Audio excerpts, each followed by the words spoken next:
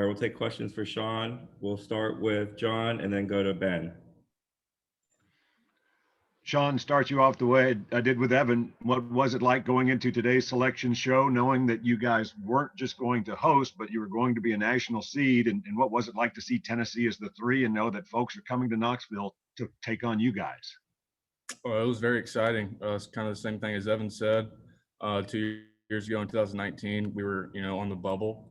And I remember watching and we were all nervous, trying to figure out if we were going to make it or not. And this time around it was a little different because we knew we were in. We just had to find out who we got in the regional. And I think we're pretty excited about, what's coming. Yeah, Sean, what do you think you can take from that week in Hoover and apply it to this weekend? What do you think you learned about your team, maybe something you didn't know about them going into Hoover, or do you feel like you can just kind of build off of last week? I think momentum. We're playing really good baseball right now.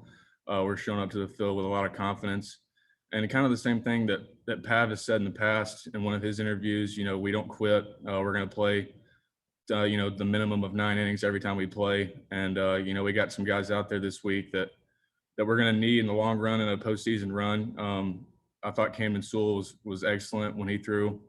We got guys like Rackers out there, Mabry out there that we're going to need in the long run. So it was good to see those guys out there. Well, Mike and then Troy. First off, I wish a headband looked that good on me. That's frustrating for me.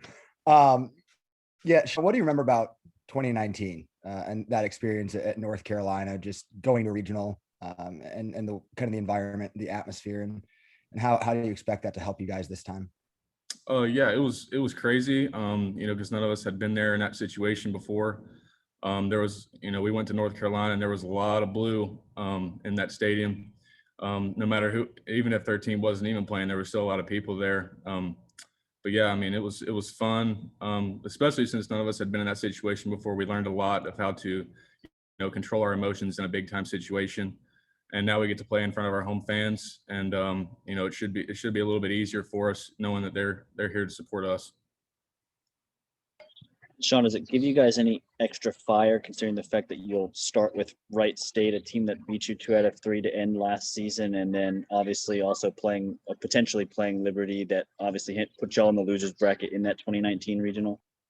Yeah, a little bit. I kind of expected both of those teams to be in our regional. I was talking to Will Heflin before it even happened. I was like, yeah, we're probably gonna get one of those 2 teams in our regional. I know Chad Dallas has a bad taste in his mouth after pitching against them last year.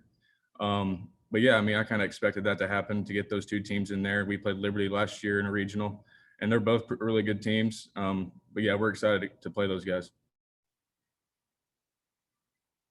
All right, we'll go back to Ben and then back to John.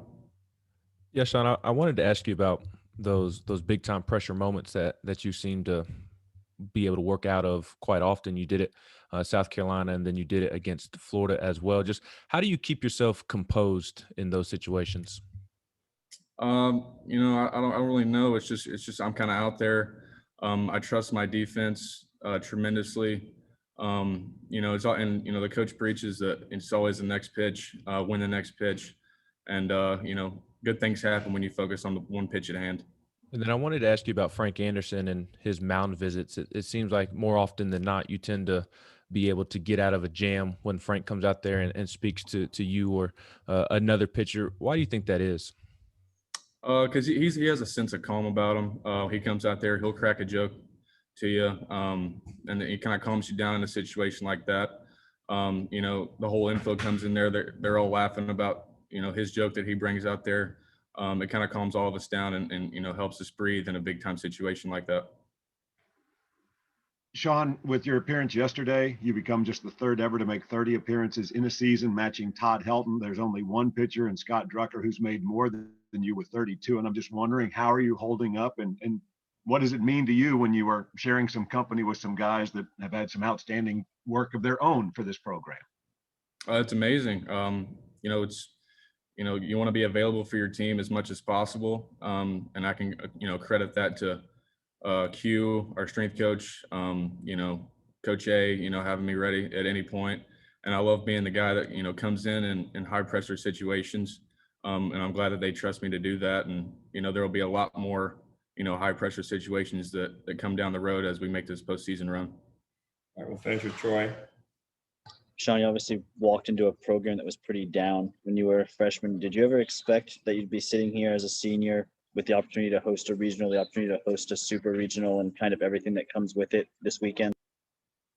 Yeah, I mean, to be honest with you, not really. I didn't know what to expect. We were average my first year, and I've said it before, it's a testament to our coaches, with the culture that they've brought, and the fight that we bring each and every day to the field. And I kind of, with going from last year, I kind of expected to be in this situation this year with how much we progressed, and we're excited to get this thing rolling.